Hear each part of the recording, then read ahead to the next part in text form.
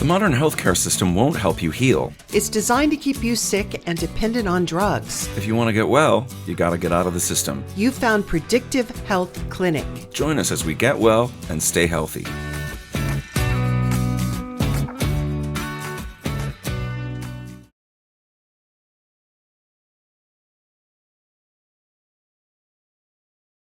Welcome, folks.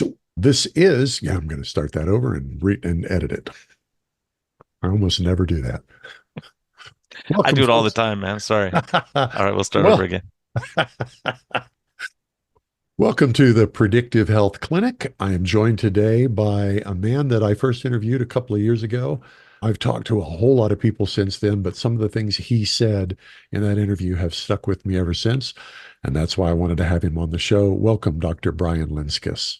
Jack, thanks for having me on. Great to be back. I don't get invited back very often, so I guess this is my first time on this podcast, so we'll see how it goes. It's good to have you. So let's get right down to it. As you know, this is a very tightly focused show. We want to address a specific health issue and come up with actionable ways to solve it. So what one specific health issue do you want to address today? I think what I'd love to talk about is metabolic health. That's a bunch of topics that all kind of roll into one, but I think that's the underlying pinning of all these things when we talk about diabetes, depression, anxiety, dementia, all these things we worry about, chronic disease. I think it all does come back to mitochondrial health and metabolic health. So going off script here just a little bit, for our listeners who are not real clear on the major problems that come from poor metabolic health, give us just a handful. You listed a couple there. The main problems we're seeing, we have an epidemic of diabetes and obesity. And so all of these are stemming. When we talk about metabolic health in general, we're talking about having a big belly, a big waist circumference, high triglycerides, low HDL cholesterol, high blood pressure.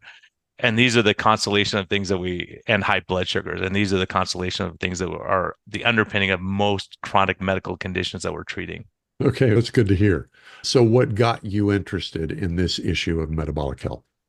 What got me interested is my entire family, my mom's side of the family, everyone died at my age or younger, So Oh, wow. Growing up, I was thinking, this is not very good.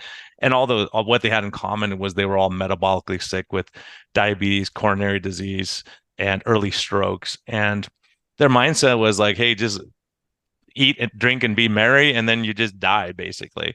I'm like, I don't want to go to med school and go through all that and die when I'm 48 or 50. So it was out of my own desire for better health. And I looked around and thought, the way we're managing these conditions, it's not working for anyone, right? We can't just say, eat cake and ice cream all the time and we'll just give you more insulin, or eat whatever you want and we'll give you more statin drugs. There has to be an underlying condition that we can change, something with lifestyle. And so that's why, for me, struggling with obesity my entire life, I said, there's got to be a different way. And I came across Jason Fung, and he starts talking about high insulin and metabolic disease. And at first I thought he had to be crazy because he was going against everything I had learned. But once I started diving into myself and helping myself do better, and then helping my patients do better, I started to believe that, yes, there is a better way to manage chronic disease.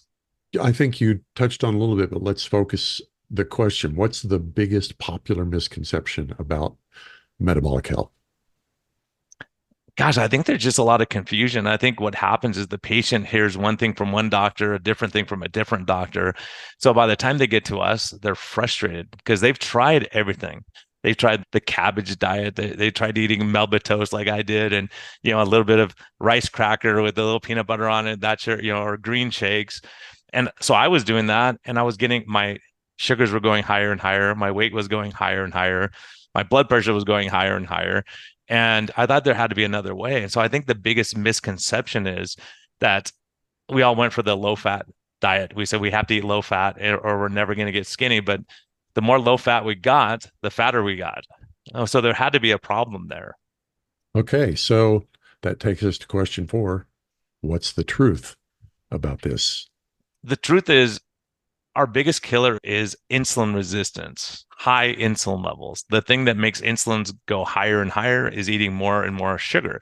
So we had the Entenmann's cakes back when I was growing up, and they said it was low The fat. what? Entenmann's, remember, do you remember Entenmann's? It was like a, Oh yeah, and then they yeah. had the Snackwells, and Uh-huh. they're low fat, so you can eat as much as you want. Oh, So we got into this misconception that, get rid of eggs and now we're going to have cereal that's heart healthy, whole wheat toast. And so when you start looking at all those things, they all raise insulin levels. And we know insulin levels being elevated are associated with the coronary disease, strokes, heart attacks. That's why diabetes is the number one risk factor for all these things, right? So when you look at LDL cholesterol is what we focus on forever, and you have to realize we have to look at the big picture. So when we talked about the metabolic disease, LDL cholesterol is not even listed in those 5 things that we worry about. The high blood pressure, the big belly, all these other factors involved. So I think we have to circle back around and look at the big picture and say, what is the most likely thing to kill me? And how do I avoid that? yeah, that's question 5. What's the most likely outcome if folks don't take action? Yeah, the most likely outcome is that we get more and more insulin resistant with time. Because as we get older, there's a big interaction that happens. The more muscle mass we have, and this isn't well known for a lot of people, the more muscle mass you have, the longer you live, right? If you look at all the factors, including smoking, drinking, muscle mass is huge. Why? The more muscle mass we have, the less visceral fat we have. Visceral fat is the really dangerous pro-inflammatory fat that we have around the organs. So when we start getting fat as a teenager, we get love handles and we get fat butt and hips and all that. But as we get older, we run out of those places to store fat, and then it goes to the visceral fat, which is the fat around the organs. So the older we get, the more fat we store in the visceral fat, the more that inhibits muscle mass. And the more we inhibit muscle mass, the more visceral fat we get. So if we're able to maintain muscle mass, staying active and fit, we can decrease that visceral fat, thereby lowering insulin levels. So muscle is very insulin sensitive. So when you're exercising, you don't need a lot of insulin to shove that sugar into the muscle, because that's you need that to run away from lions, right? Historically, of how we survive. So as we get older and we sit on the couch and we watch reruns of the Brady Bunch or whatever we're doing, we lose muscle mass, and then Mash for me. yeah. And then what happens with that? Then we start getting out of shape, and this whole thing of getting older and having all these body aches. It's not a normal thing, but in the United States, we think it's normal because that's kind of where we all end up going if we don't intervene. The next question is, what specific action do you recommend people take? And it sounds like, at least at a high level, it's activity, it's exercise. Can we be more specific, or does it matter? There's the specific types of exercise, weight bearing exercise. So anything we could do, and anyone could do these things if we just get little bands. If you're 85 years old, you can get little exercise bands. I have people who get the ironing board or anything like that they can lift up. Just movement for sure, because being limber and staying active. They have Tai Chi in the Asian countries, and that's just movement. They're just moving, but they're 85 years old and they're still moving. So instead of using the remote control only, so staying active any way you can. High intensity interval training specifically works for people who are in better shape. So you don't want to injure yourself, but you can get on the bike and ride for as fast as you can for 20 seconds, and then relax for 2 or 3 minutes and get your heart rate back down, and then go as hard as you can if your heart is okay and you're checked out by a doctor and all. But really looking at the bigger picture, saying, look, it's not just the exercise, it's what we're eating, decreasing the processed foods. Ben Bickman, who's one of the heroes of mine in the metabolic health arena, he goes, look, 5 things. Because I asked him this when I was working 18-hour days as a stressed out doctor, right? That's part of the reason I changed my life, because I realized he said 5 things you can do, Brian. Number 1, don't be stressed out and working 18-hour days. Right. I'm like, okay, that's not very good. I go, what's number 2 on your list? Number 2 is get enough sleep. And at that time I was sleeping 4 or 5 hours a night.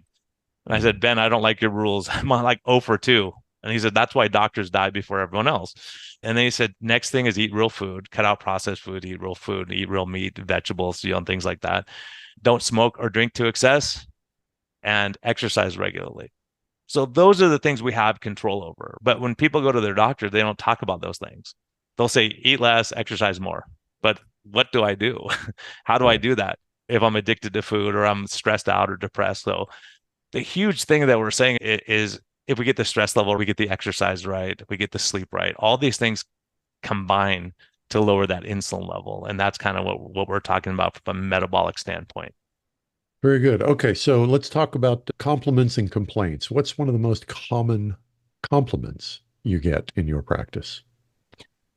Gosh, from patients, I mean, the biggest compliment I get is that they have their life back and they're free of worrying about what they're going to eat every 15 minutes, right?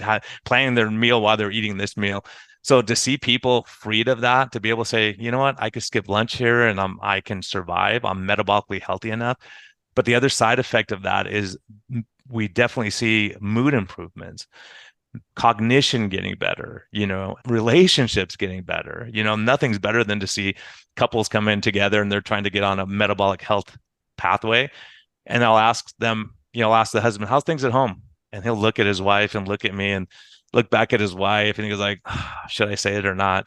And then I'll go, honey, you're easier to get along with. You don't get as upset as you used to. And then she'll say, what do you mean I used to get upset? But he said, things that would really throw you over the top before, you're handling it better.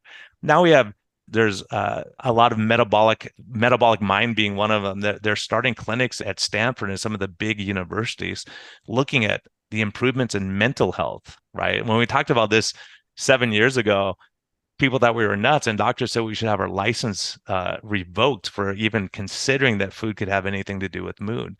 But there's a lot of data coming out now on these. We have Harvard-trained psychiatrists who are talking about it, probably people that you've interviewed on your show, and it's amazing. Yep. But there's nothing better because, when I was in a documentary called Fat Fiction, and they had 5 of my patients up there, and they said, Doc, you go sit in the corner and just let us interview this person about reversing diabetes and obesity. But all of them said that their mood got better. It was like they walked out of a fog. They could laugh, they could enjoy life again. And there's nothing better than that, to see someone get their life back, where their joints aren't hurting all the time and they don't have to sit there and watch their grandkids play. They can go and participate. So that's the compliment. Yeah, that's a big one. The downside. Well, let's flip it around the other side. What's one of the most common complaints you get? Oh, and the most common complaint I'll get is people go to their other doctor and the other doctor says, yeah, you lost 40 pounds, you're off your insulin and all that stuff, but you're going to die doing this stuff. Like, you can't have fat in your diet. You can't eat avocados, right? And so that's what I was up against initially. But then what happened is a lot of the cardiologists I work with are now recommending a low-carb diet, cutting out the processed food. Like, processed foods are not necessary for life. We may not be happy without them. Like, we like to have our chips. But when you have cardiac disease or diabetes, you have to really reassess and say, is this food really worth it? Is it worth it, a little bit of joy I get if I can't get out of bed or my sugars are bad and I have to shoot more insulin? Mm-hmm. All right. That takes us to the big one, question number 9. If you could deliver only one message about health and you had only 8 words to deliver it in, what would those 8 words be? Nah, that's a tough one. 8 words. I have so many words wrapped up in my brain. But I would say, what we're talking about right now, I would say minimize stress, exercise regularly, and eat real food. Minimize stress, exercise regularly, eat real food. Dr. Brian Lenzkes, thanks for joining us on Predictive Health Clinic. Folks want to get in touch with you. Tell us how they would do that.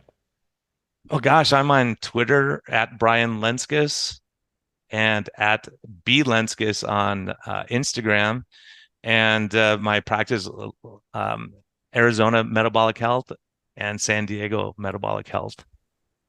Very good. We appreciate you joining us. This has been the Predictive Health Clinic with Jack Heald and Dr. Brian Lenzkes. We'll talk to you next time. Are you a healthcare practitioner eager to escape the grind of corporate medicine? Are you ready to make a massive difference in your world? Listen up. We are the Wizard of Ads. For 40 years, we've created dominant brands in a variety of industries. Now, we're bringing our magic to healthcare. We're seeking one extraordinary healthcare practitioner to help us build the first national brand in direct primary care. If you think you could be that person, let's talk. Email us at health@wizardofads.com. Tell us why you think you're the one. That's health@wizardofads.com.